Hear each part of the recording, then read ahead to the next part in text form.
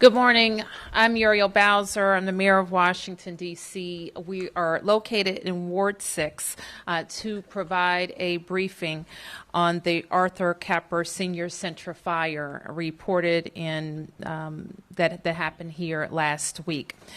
This morning, a 74-year-old resident was discovered in the building. The resident was found by crews hired by the building owners to evaluate the safety of the structure. This resident was transported to the hospital with non-life-threatening injuries. And when the resident was discovered, the search was turned over to fire and EMS and ATF. I was just briefed by the structural engineer hired by the building owner on the safety of the building. As I reported last week, they have been in the building making the structure safe for our fire marshals to enter the building. And that's when this resident was found.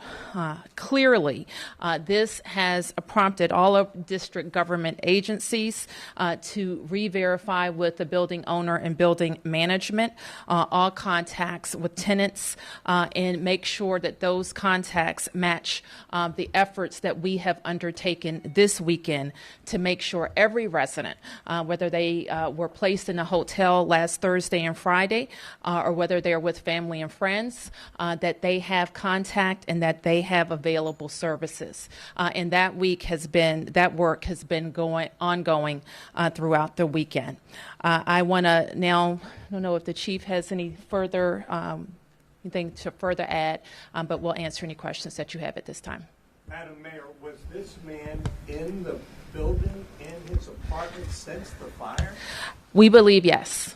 So he stayed in his apartment throughout the whole fire? We believe yes. How did he survive it all? I can't really tell you about his condition at this point, except that he has non-life-threatening injuries. It appears that, based on the report that I got from the building workers, that he was sitting in his apartment. The workers helped him into a chair and out of the building, and he is now being treated. Are there any more residents unaccounted for to your knowledge?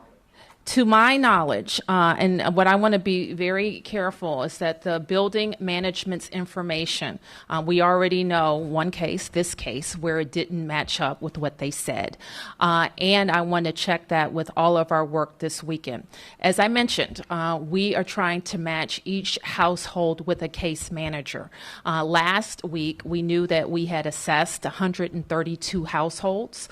We know that there were 161 occupied units. We know the vast majority of those residents have come to us and sought transitional hotels to stay in. Some are in non-acute nursing care, and others we believe are with family and friends. So that group of people, which is less than 30, we are rechecking to assure that they are accounted for. We asked, based on a number of households that we hadn't reached over the weekend, for the fire department to recheck those units, and we expect them to enter the building shortly to do that. Fire and EMS, along with the structural engineers, will also be entering the building with canines to assist us with the search. Mayor, are you satisfied with the performance of all the city agencies involved in this? And are you suggesting that it's the building manager and the contractor that's to blame for this man being inside for 5 days? Well, we did not know he was in the building, and so that all of us we certainly looked at the building management to tell us who lived in the building and if those people were accounted for, the tenants. We always knew that any household could have a visitor that we didn't know about, and that's why completing all of the searches is what is in the fire department's protocol. But just to confirm, he was the resident there, so he should have We believe yes. Was he not on the books in there? I can't.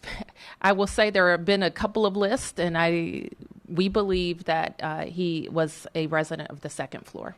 So then, I was going to say, can you confirm whether or not his unit was searched during the initial response, or? I can tell you, as the chief reported last week, that the fire department went in and conducted what they call a primary search. Well, they'll bang on doors, they'll enter units, they'll go into units. And so I can't say specifically what happened with this unit, but I think as the investigation unfolds, we'll know more. Mayor, do you know if that man's name was on any of those lists that you saw that were provided to you by the paper owner? I'm going to ask my team who has seen those lists from the management company to respond, because I got a report this morning that he didn't show up on at least one list, on a rent rolls list. And I believe, though, that what was provided by the management company, or what they told us, is that he was on the list and that he was accounted for. 1 second. Just confirming what the management company sent us, and if he was listed. So initially, the management company confirmed that everyone on the list was accounted for. Today, they acknowledged that they had not laid eyes on him personally, although they had the other people who they checked off on their list. What was their reason for saying that if they hadn't laid eyes on him, how could they say that he was accounted for? That's an open question. So did they say that he wasn't accounted for after he was discovered? Yes. What would you say to this? I mean, I imagine maybe you're going to go visit him at the hospital later. What would you say to this man?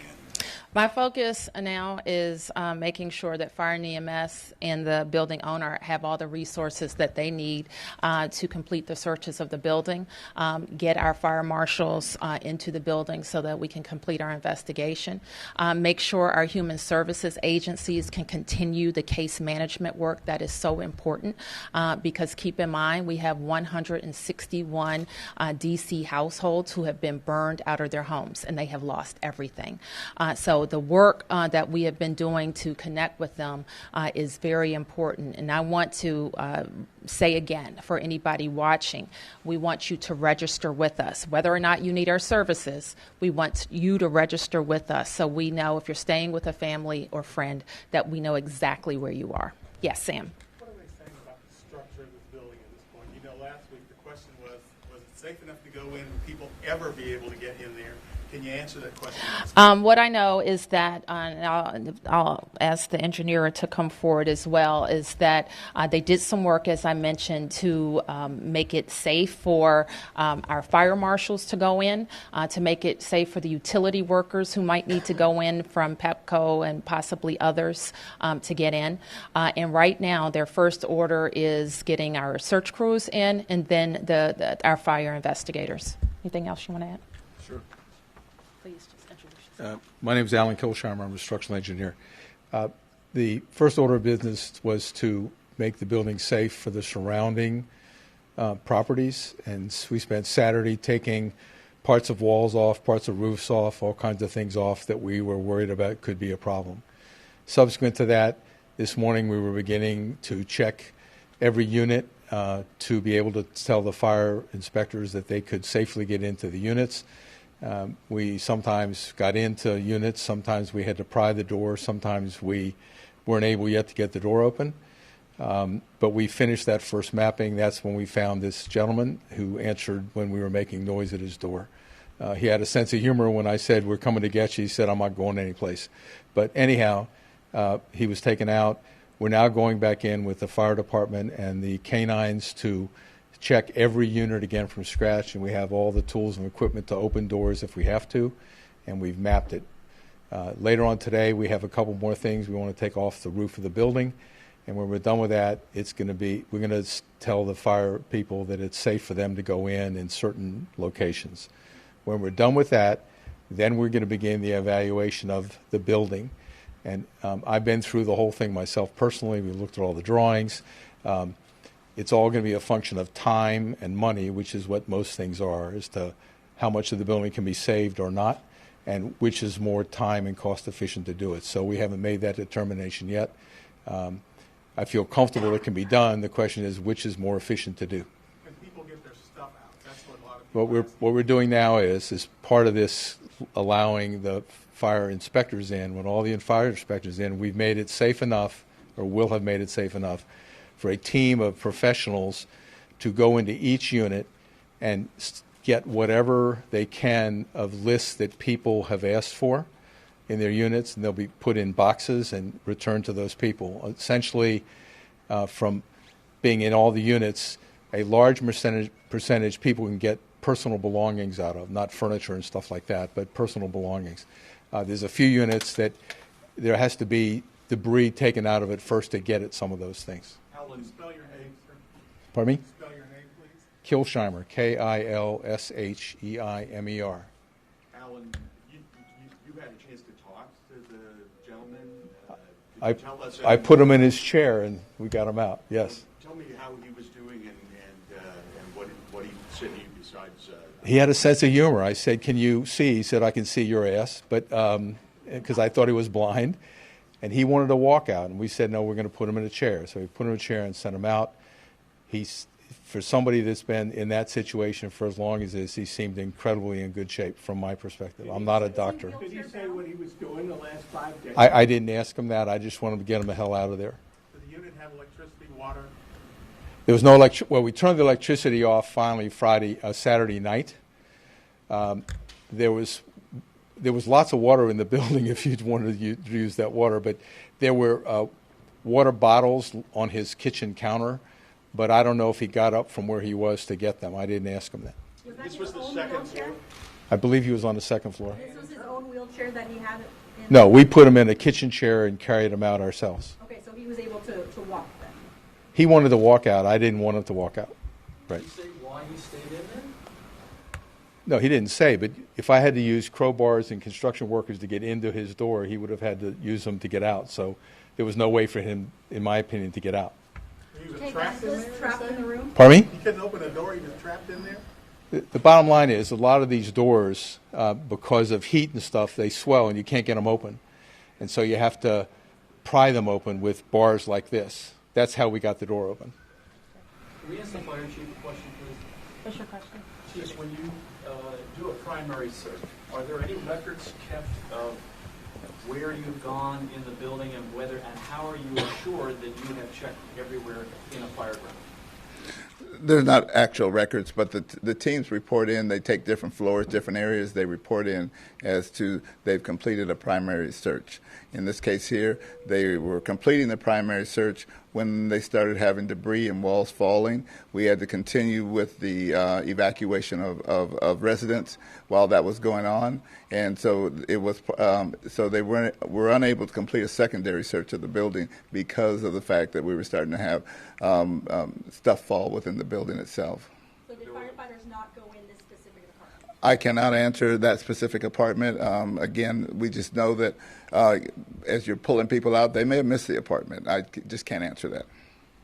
Will there be any, are you investigating the potential disciplinary proceedings, or do you think the firefighters did the best they could? So let's just kind of take a step back for a few minutes. So you have a large building, 4-story, 5-story building that's on fire. You have people coming in. We're coordinating with Marines and other people to start getting people out of the building. So there is a chance that an apartment or two may have been missed as they were trying to do that. At the same time this was going on, if we go back to that moment, you're starting to have stuff collapse inside the building. So you have a lot of things going on. And so you have people, human people, just like the rest of us, trying to accomplish a very difficult job in trying circumstances. So discipline is not the issue here. It is really looking at what else do we need to do to make sure that we can accomplish what we need to accomplish, as well as answer some of these questions.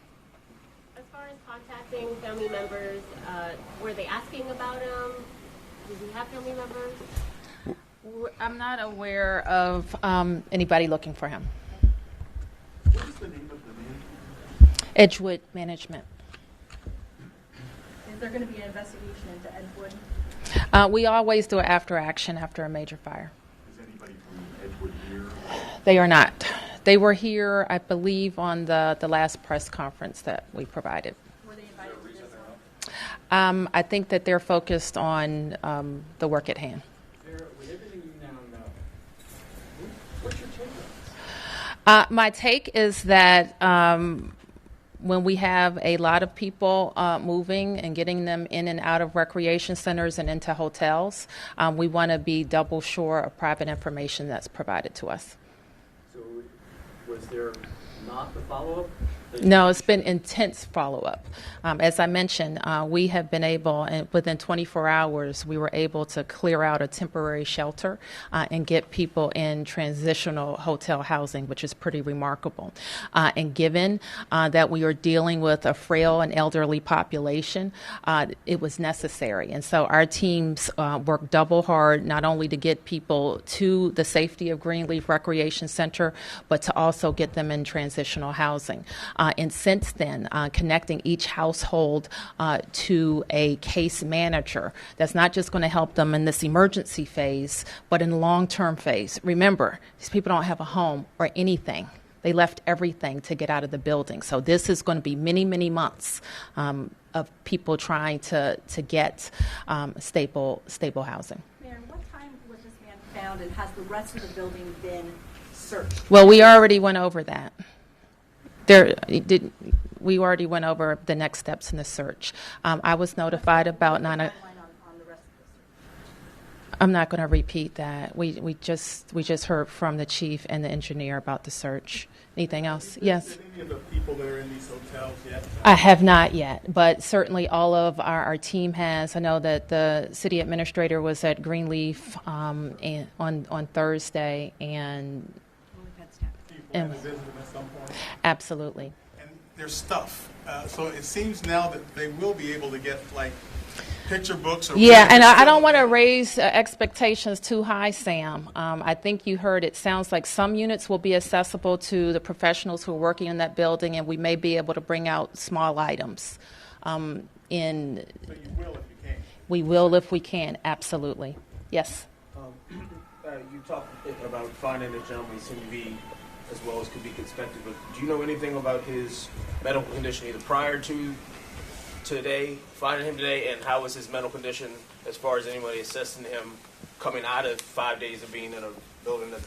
Clarence, we couldn't comment on that. I don't know that. I don't know. All I can say about his condition right now is that he has non-life-threatening injuries, and I wouldn't be able to comment on his medical condition before that. Madam Mayor, Yes. can we move on to the murders that occurred in our city over the weekend? The chief is here to provide an update. Sorry. Okay. Starting about 9:30 on Friday night, we had a shooting in the 5100 block of F Street in Southeast. As a result of that shooting, we had 2 adult males that were shot. One was taken to a local hospital where he was later pronounced dead. PIO will be providing the information on the decedents in these cases as soon as we notify next of kin. We've made significant progress in that case, so it's moving forward in a positive direction. Early morning hours of Saturday, about 2:20 a.m., 16th and Euclid Street, we had 2 adult males that were shot. One was non-life threatening. The other one was taken to a local hospital where he was later pronounced. Fast forward to Sunday morning, a little after midnight, in the 3100 block of Buena Vista Street. We had an adult male who was shot multiple times. We had another adult male who showed up at a hospital later with a non-life threatening injury. The adult male that was on the scene was taken to a local hospital where he was pronounced dead. Then we moved to about a little after 1 a.m. on Sunday morning in the 1400 block of Howard Road, Southeast.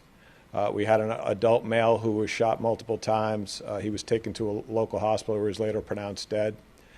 In that case, we had a vehicle that fled from the scene. Police officers were able to take one subject into custody.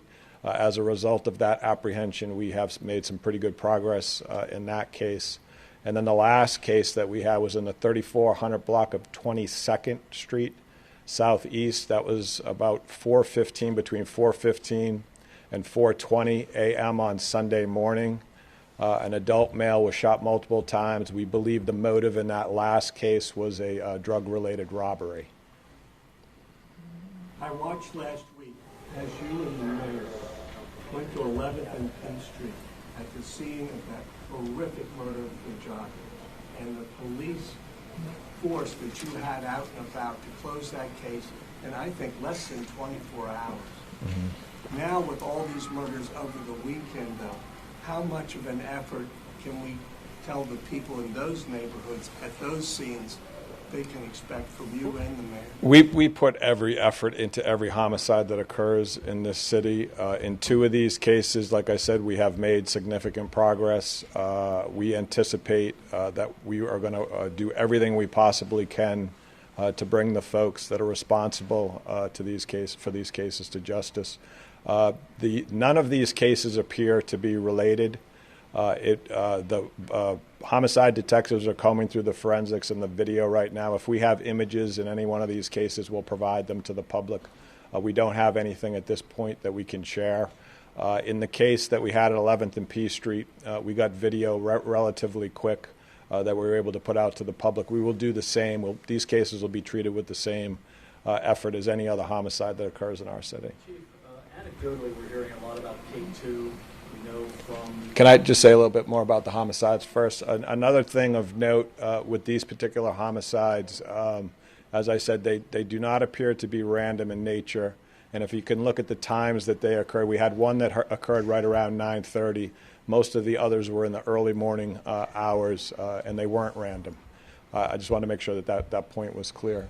K2? So in the charging document for the man accused of killing Ms. Martinez, your officers wrote that this man was an avid user of K2. Anecdotally, we're hearing about the fire department responding to a lot of overdoses in the city. Can your major narcotics division do anything about that? I mean, based on, I know the formulas change all the time, and it's a problem, but what is being done by your major narcotics department? So to attribute that homicide to the use of K2, I think is a stretch at this point. I don't think we can say that for sure. I think that's going to take a little bit more analysis. Whether or not K2 is associated with any homicide in our city, I think is also something that we're all going to have to take a real close look at. But I don't think there's any definitive link between the use of K2 and violence in our city. In fact, I think when you see the K2 use that at least that we're seeing, or my police officers are seeing, is that it puts folks into a comatose state. So it's a medical situation. It's not anecdotal. We have had a significant increase in the number of transports from K2. So what we have our Narcotics and Special Investigations Division doing right now, the point you made is very good. The chemicals change with the K2 pretty regularly. The legislation has to keep up with the chemicals that are being used to ensure that we're able to charge. But that doesn't make us completely, without ability to do something on this. So what our our officers will do, if they come across somebody who's in possession or is trying to sell K2, we can seize it, we can test it.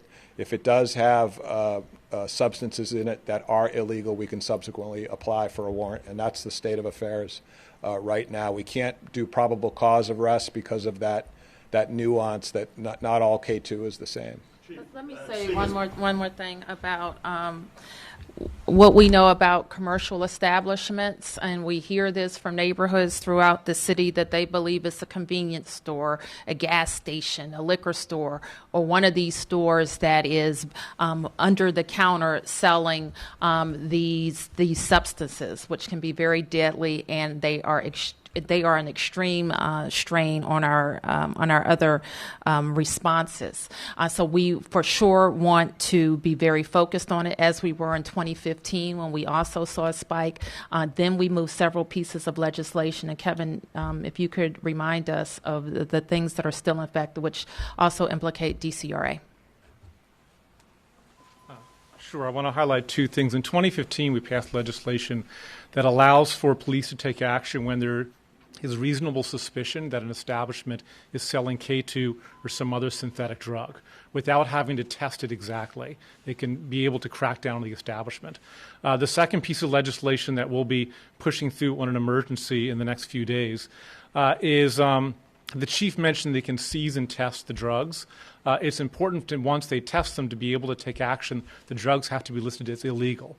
Now, if you look back over the history of drugs before they were manufactured in factories, there was relative stability in that chemical compound. Now the chemists can really change and tweak the compounds every few weeks or months. So what the legislation would do, it'll let us take criminal action when something that we seize has the base compound of K2 or another synthetic drug. In other words, if they try to customize it, if at its base it still is K2, we can take action and declare it illegal based on a much lower threshold than what we have currently.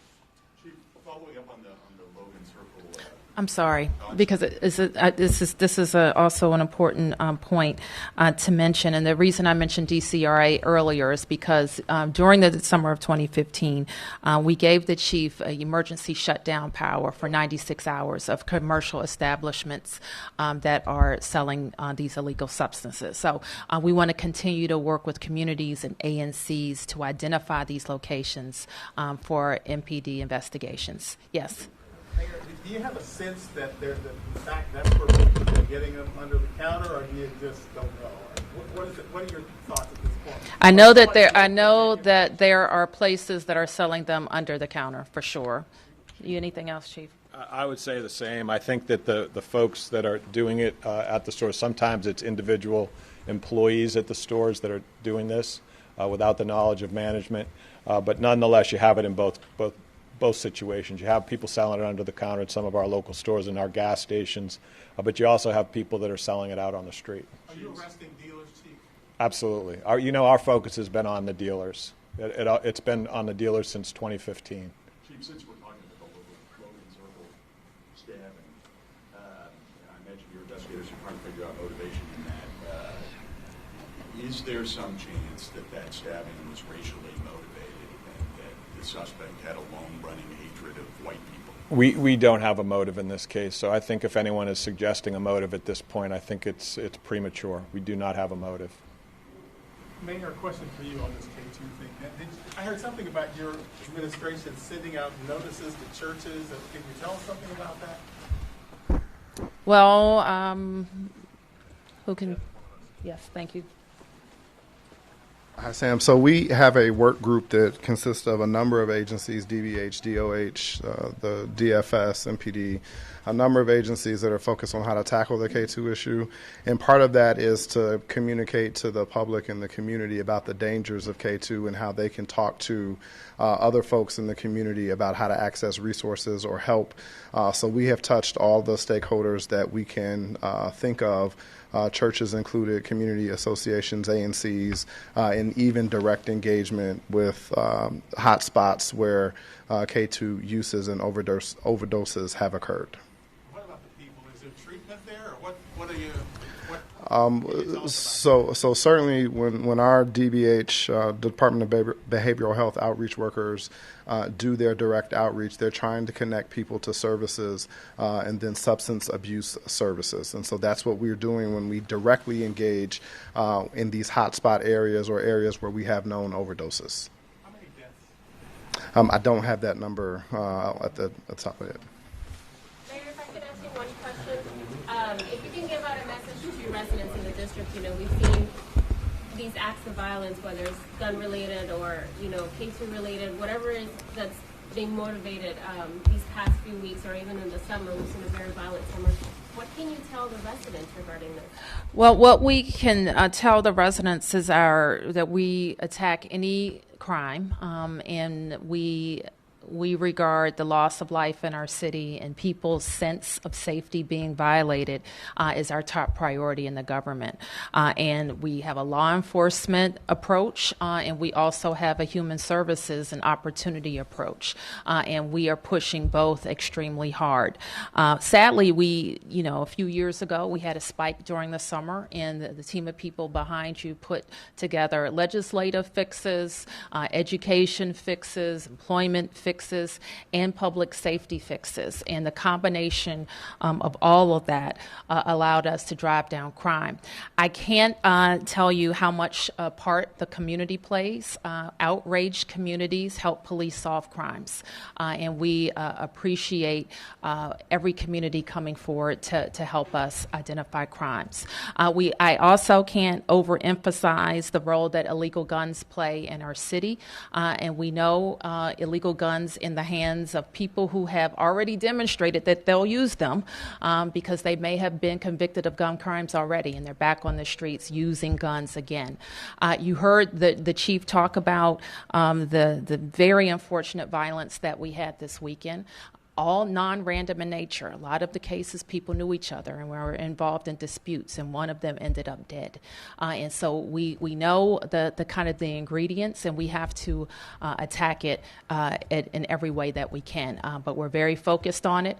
I want to thank our officers and community members who provide information that allow police and investigators to make arrests in this violence. All right, I'm going to take a couple more questions. If you've already asked one, then I'm probably not going to come to you. Yes. Hi. You mentioned the role that illegal guns are playing in Yes, this. ma'am. Is the role of gun seizures lining up with the uptick in homicides, or is that something that we're taking a look at? Yes, let me ask the chief to talk about the work of recovering guns. So the Metropolitan Police Department does a really good job of recovering illegal firearms from our community. Last year, I want to say we were in the neighborhood of 1,800. We're outpacing that this year. I say it over and over again. Some of the people who are standing behind me agree and probably are sick of hearing me say it. But the consequences for illegal firearm possession in our city is not changing behavior. We're arresting sometimes the same folks over and over again for carrying illegal firearms in the city. When you introduce an illegal firearm into a dispute, somebody ends up getting shot, and then oftentimes somebody ends up getting killed. And once that happens, you have two lives destroyed. You have the person who's been killed, and you have the person who's pulled the trigger. And we got to get serious about gun violence in our city. Well, we'll have the last question. Chief Dean, you said, Chief, that the secondary search was ended when the building became unstable. Was there a thought of finishing that secondary search once all the hot spots were put out, or was the building not stable enough to go into? We were informed the building was not stable enough. That's why you heard the structural engineer talking about that's what they were doing, so we could get back into the building to look at the cause of the fire and some other things. Again, we were under the impression that everybody was accounted for, but we were going to do a complete walkthrough of the building as much as we could.